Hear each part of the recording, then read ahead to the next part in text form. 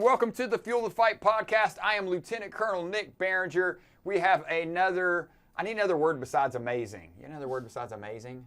Stupendous? There you go. I like that. Stupendous. We'll go with stupendous. Another stupendous episode with Second Lieutenant Isis Bello Hernandez from the Master's Program of Nutrition. Welcome, Isis. How you doing? I'm so glad to be here, Colonel Behringer. This is an honor and a privilege. I've watched the podcast and being in the hot seat. Oh, I'm loving it. You're loving it. So you watch the podcast. Okay. So at least we know we have one listener. At least one. At least one. At least one. No, so your class of 2024, because now we have two classes going on. We got 2025, 2024. So you can see the finish line. Oh, yeah. Can you talk a little bit about your master's program in nutrition experience and how you've enjoyed that? Yeah. So it's the new program, the future education model. We're in that classroom for 6 weeks, and then we're going straight into our supervised experiential learning sites, SEL sites, and really applying all of that information right after we've learned it. And it's been really fun. It's been hard. I'm not gonna lie. It's been challenging, and it's really pushed me to become a better student on how I'm studying and learning material. But getting to apply it has been really, worthwhile to me. One of your guest speakers, Lieutenant Colonel Khan, always loves to say it's an iterative process with research, and I think it really brings that into like the program itself too. Each assignment, each experience, I kind of get to do a little bit of that iterative process and how I'm going to become a better student. So it's been fun applying it and getting my hands dirty immediately. Been pretty cool. And you know, you're from Arizona. You went to Arizona State University. You're a Sun Devil. Yep. And I remember, reading your packet. I remember reading your packet, and you were very passionate about becoming a military dietitian. Yeah. What kind of, drove you to come into the Army and led up to that? Can you talk a little bit about that? Yeah. So when I graduated from high school, I didn't really know what I was going to do with my life, right? I knew I wanted to serve my community, serve my country, but it didn't really have a shape or form. And so I actually went to community college first, kind of figure out what I was going to get done. And while I was doing that, I worked with disabled youth and children. And so I got to experience different therapy modalities, physical therapy, occupational therapy, speech, horse therapy, all the different things. And one of my patients, one of my clients, he was like 7 years old. He had never eaten because as an infant he had had a lot of vomiting, became food adverse to anything in the mouth. And then one summer he went off to a feeding clinic, came back, and was actually eating food. And I think he grew like 6 inches that summer. It was impressive. And at the same time, I was running for my school. And I'm not going to lie, I was eating hot Cheetos and energy drinks as my own fuel source. It was the athlete fuel. Yeah. And so, I was very young. I didn't know anything about nutrition. I'd never heard of a dietitian. And so I kind of got sparked into, what could I do if I was eating something better than just hot Cheetos, energy drinks? I took one class in my community college with my professor, Shauna Grant was her name at the time. And she kind of told me, you could do this forever. You could become a dietitian. This is a field. And I was like, oh, that's awesome. So I changed my career path because I was originally going to do occupational therapy. And then I started moving forward, and they said, this is going to be a really challenging field. This is going to be very competitive. And you're going to have to pay for an internship. So it's not like the easiest path. And I just kept going at it. I'm not a person who's dissuaded easily. If I've got a will, I've got a way, so I'm going to get it done. And by the time I got to Arizona State University, Shauna Grant had gotten married. Her name was now Shauna Silverstein. And she was also my professor there. And right as I was graduating, she asked me, so what are you going to do now? What are your next steps? And the academy sends out a packet, you know, they list all of their internships. And so I'd been combing through it, and I had actually found this program when it was the GPN in that packet. And I kind of just offhandedly said, you know, I think I'm just going to join the military and become a military dietitian. Yes. You know, I just kind of just said it and didn't really think about it. And she goes, oh, really? And I was like, yeah, I don't see why not. I mean, I'm here now. They said this was going to be competitive and I'm finished, so why not take it the next level, you know? And then I knew I wasn't going to be competitive enough to apply for the program, so I said, okay, first let me get some experience, started working at a hospital as a dietetic, and then COVID happened. And I got to experience what being a dietetic in the nutrition field during, you know, a pandemic was. And it really like taught me different skills, resiliency, you know, taking on more than what is expected. And then towards the end of my time there, my boss was like, hey, look, this is a stepping stone. I want you to move forward. When are you getting out of here? Like, let's start your packet. And so then I re-looked into that idea that had been forming in my brain for, you know, three years or so at that time. You know, why don't you become a military dietitian? This is the stuff you want to do. You like to be challenged. You like to experience different things. You like to move around every couple years, do something new. And you would get to serve your community. You would get to serve your country. Why not? And so I had to do all the research because now it was the future education model. And I said, I mean, the worst thing they can say is no. So I applied, and you sent me an email like, hey, are you still willing to do this, or do you want to do it? And I immediately replied and was like, heck yes, let's go. Yes, I remember. That's what brought me here. It's incredible, actually. So yeah. So I mean, you've done we're going on our second year, so all the coursework. Mm-hmm. What's been like? You mentioned the challenge, which we were talking a little bit before the podcast started. Is like any program where you're trying to get this much education, it's going to be some challenge.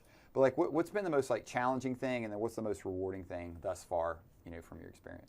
Yeah, lots of information, staying organized, being mindful of your time management. You know, we don't just have school; we also have our own lives and whatnot, and our own goals. So, trying to combine all of those things together has been challenging, but it's also been rewarding because I've completed my first marathon during this time. So I was able to train and stay on top of my school studies and meet those physical goals that I wanted. And so it's been rewarding to see me progress and build upon the skills that I already had. Nice. Yeah. Very nice. And now, as part of your coursework, there's it's March. It's National Nutrition Month, which is kind of a big deal in the dietitian world. Yeah. So what activities is going on for National Nutrition Month that you're taking part of or leading? Yeah. So me and two other students, Second Lieutenant Deckard and Second Lieutenant Heiss, partnered with 65 Charlies throughout the country to really bring a broad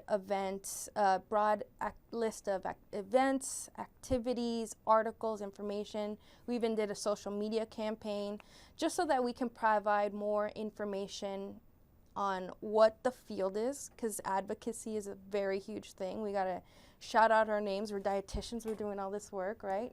Who do you go to for nutrition advice? Dietitians. And then resources on, you know, how to reach out to a dietitian, what to eat at every lifestyle or every life cycle, life stage.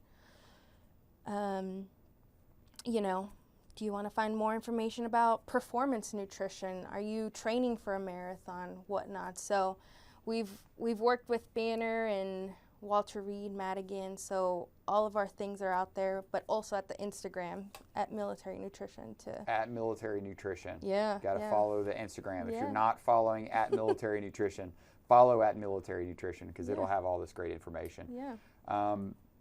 You know, you mentioned, I do want to circle back to the marathon. Was there any like nutrition as a future dietitian? Yeah. Any nutrition things that like clicked in that train up doing a longer event? Yeah, so I've never been one to eat during training. I've also never ran for, extended periods of time.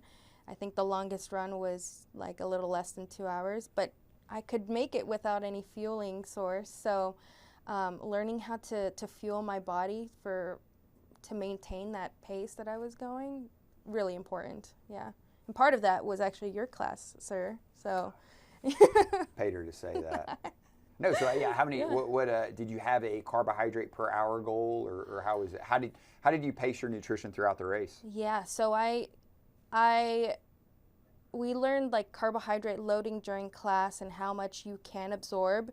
So what I ended up doing was doing 2 Goo Blocks containers, not sponsored, but 2 of those, and then some electrolytes in my drink that weren't very concentrated, but just enough to reach what I needed. And felt good. Yeah, You're felt able good. to just go through. That's awesome. And I actually carried more on me because I knew that at my pace there were going to be runners who were not going to fuel properly. I'm a slower runner, I'm not going to lie, so I'm not in the front of the pack, but yeah, I was able to help out a couple people who were like, I'm cramping, all I've had is pickle juice. I'm like, no, take some electrolytes, like feel better for your run. I love it. So you're doing your dietitian thing. Not only are you fueling yourself, you're giving others. Yeah. I had been in that at a previous unit. It's funny.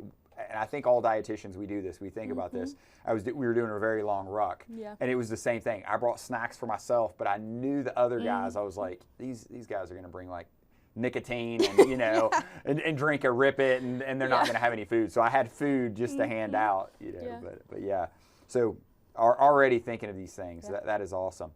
Any other nutritional resources you recommend for folks who might be listening to this and curious about how they can better apply either it's performance nutrition or healthy eating to their lifestyle, like where to get? Because I feel like, especially with social media, right? You get information from so many places. Yeah. I get asked this, I know from my family members, is like, where can I go and get reputable information that's actionable I can actually use? Yeah. So your first and number one step is finding a dietitian, right? So we have the education, we're credentialed.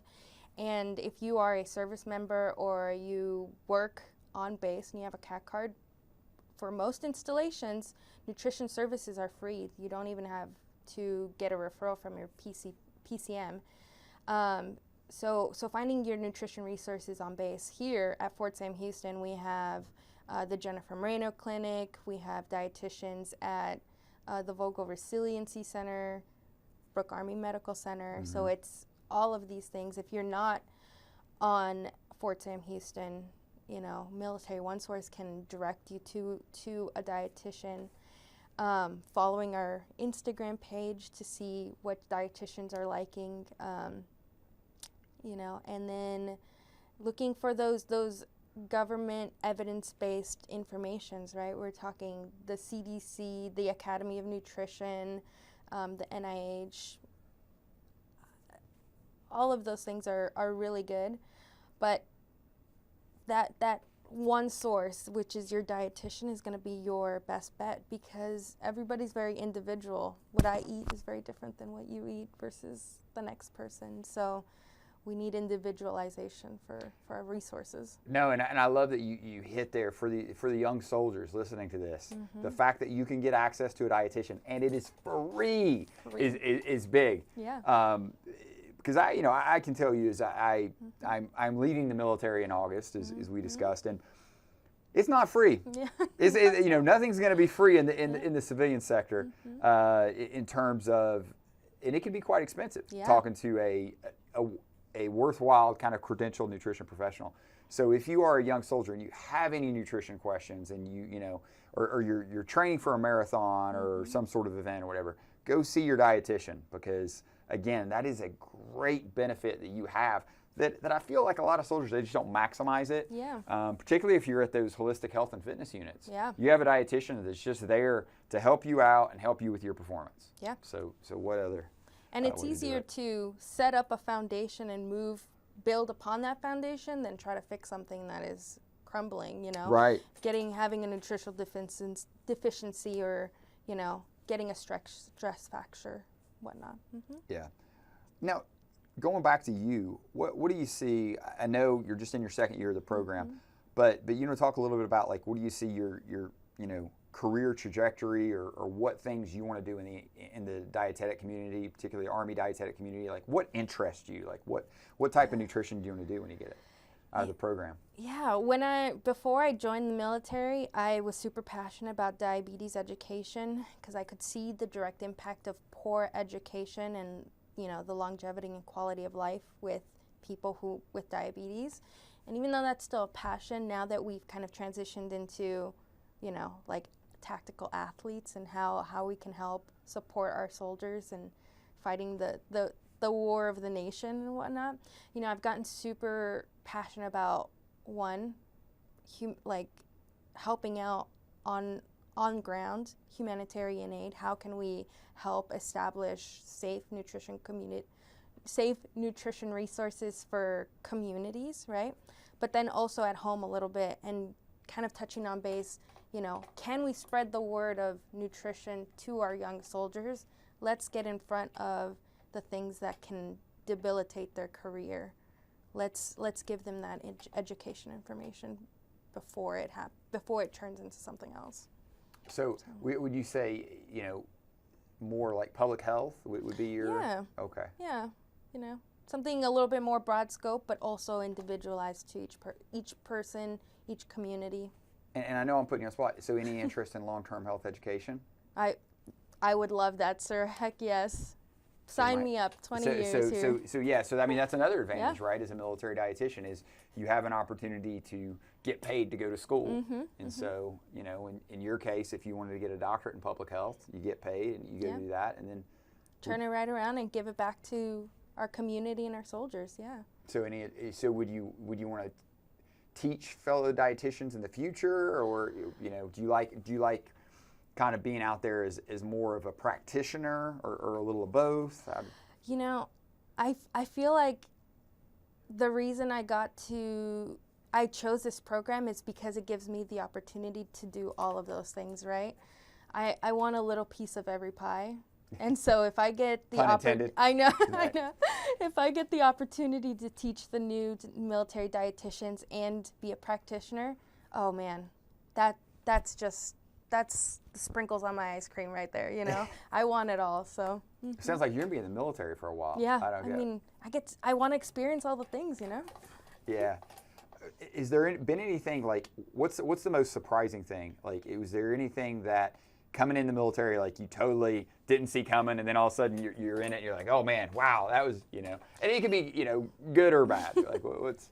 Oh, sir, the abbreviations, like, just, oh my gosh. I got my orders and had to highlight every abbreviation and figure out what it was. The Army has its own lingo, and it's definitely very personalized, so it's been surprising. I'm glad you said that, because I'm dealing with that on the opposite end. Oh. In terms of, I've had, 21 years of that language, and now I'm transitioning to the civilian sector. So this is like, for transitioning people listening to this, is like, they don't understand the acronym. So I am learning to, like, I'm trying to take every acronym I say, and you don't even realize you say it, like, out of my, my speech, and, say the full sentence or say the full, no acronyms, because to communicate to somebody outside the military, they're not going to get all the different, LMTV and all these different things. Like, yeah, it sounds good, but I don't understand anything you said. Yep, and then on my end, it's adding those acronyms into my language, right? So making sure I know what I'm talking about. Well, that is also the key, because I think I'm not going to call out any folks, but I've had folks use acronyms, and then you ask them, like, what is that acronym? And they're like, I don't know. I just heard it say somebody said it. Like, nobody knows where that acronym came from or what it actually means. So, what's been, like, the most fun thing you've done so far in the military? The military's allowed you to do.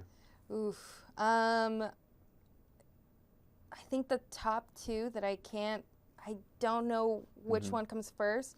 The Center for Intrepid. I got to do one of my rotations there, and so seeing the outpatient facilities for our wounded soldiers was just amazing, and the therapies that are all in the same building, providing providing services for for soldiers was just awesome to see.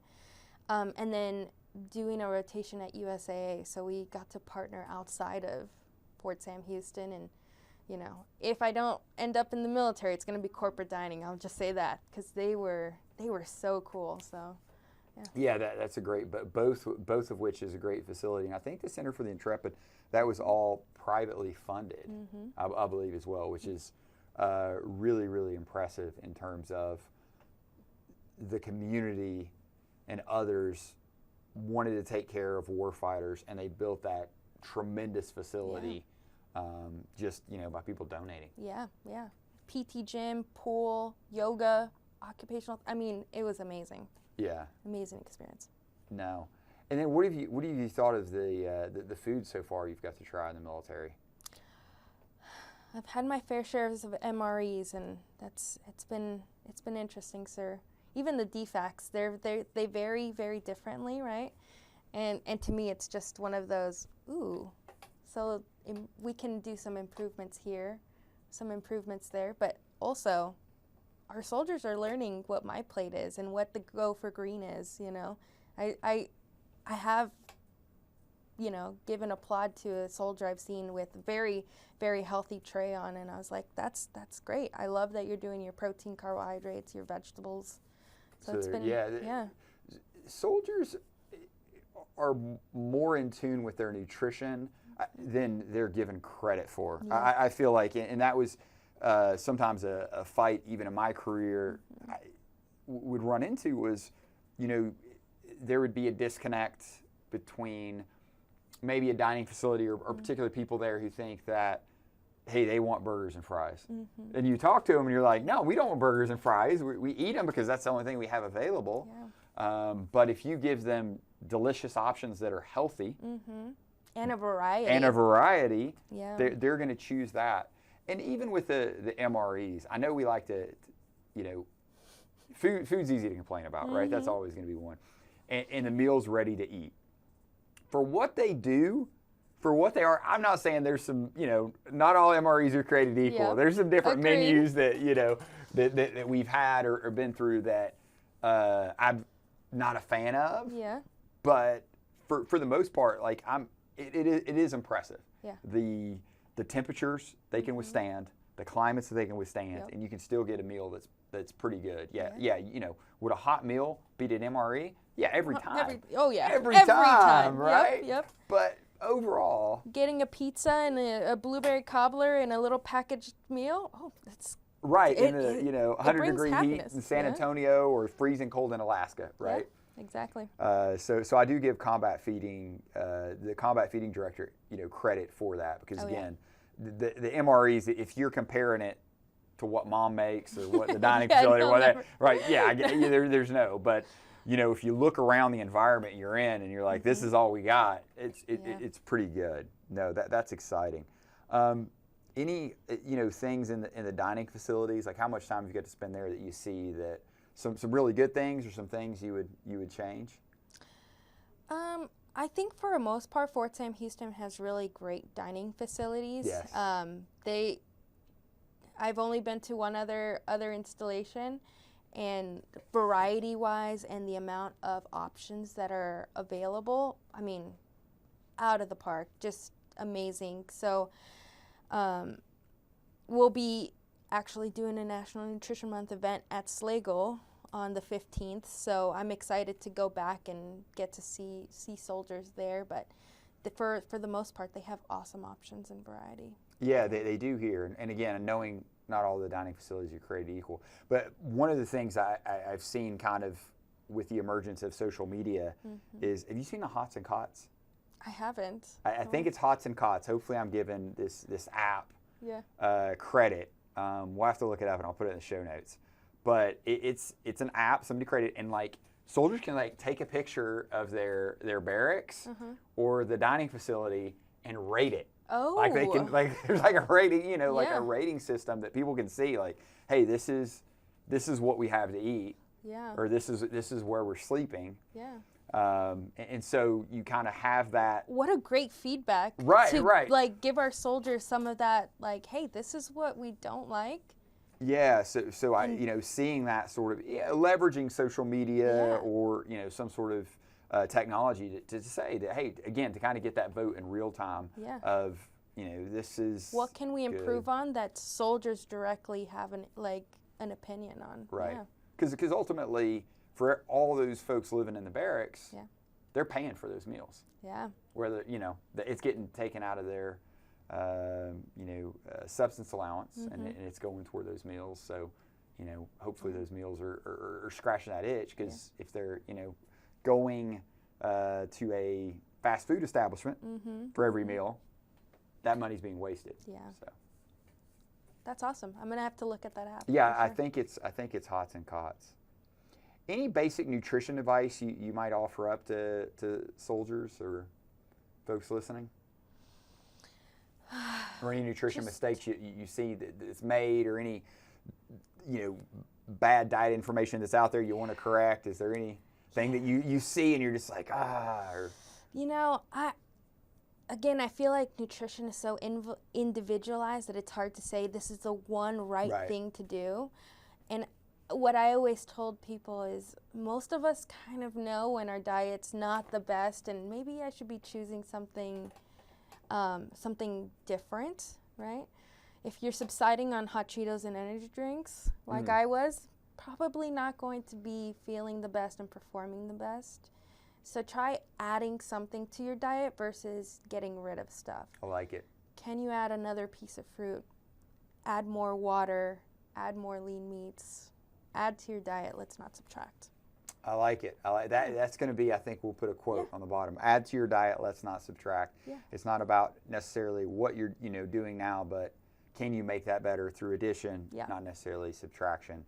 Unless you're getting all your calories through alcohol, then we do need to do some. There needs to be. That's about the only I was trying to think. I was like, is there ever an exception to that? Okay, maybe if all your calories are consumed at the class 6, we need to do some subtraction. Maybe a little. A little subtraction.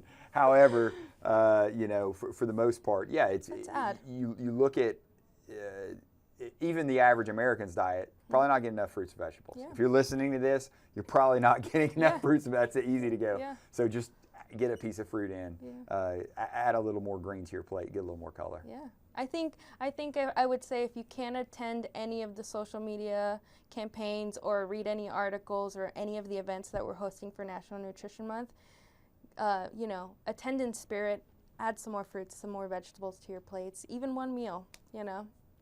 So. Any closing thoughts or anything else you'd like to leave the audience with? Any nutrition book recommendations? You've been doing a lot of nutrition stuff lately. I know that's kind of a tough genre. That's a tough one. What's your go-to? Like, do you have a go-to book or? Right now, it's all text? Academic. Yes. I'd be hard pressed to think of a good nutrition recommendation book. Really put me on the spot there. I know. What's your favorite website for nutrition information?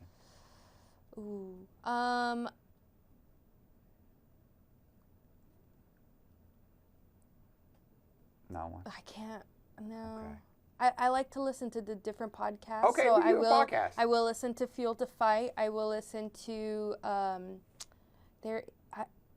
I think I'll have to add it to the show notes, because there is a dietitian who talks about non-diet eating habits and how to be a little bit more intuitively eating. I like that. And I can't for the life of me remember her podcast name right now. Well, we'll look it up. We'll put it in the show notes. I like Mops and Mo's. That's another one to listen to. You ever listen to those guys? Alex and Drew do a phenomenal job. They've had dietitians on there, but even like the holistic health and fitness stuff, and having different practitioners on, and the way they break it down. Having done a little podcast, like the way they do it, I'm like, man, they're better than I am. I'll tell you. But no, but so that's good, and it's good to have those information sources to consume. But so National Nutrition Month coming up. Go to Military Nutrition on Instagram, at Military Nutrition on Instagram. Follow it. You guys will be posting some videos, posting some stories, some cool stuff. Yes.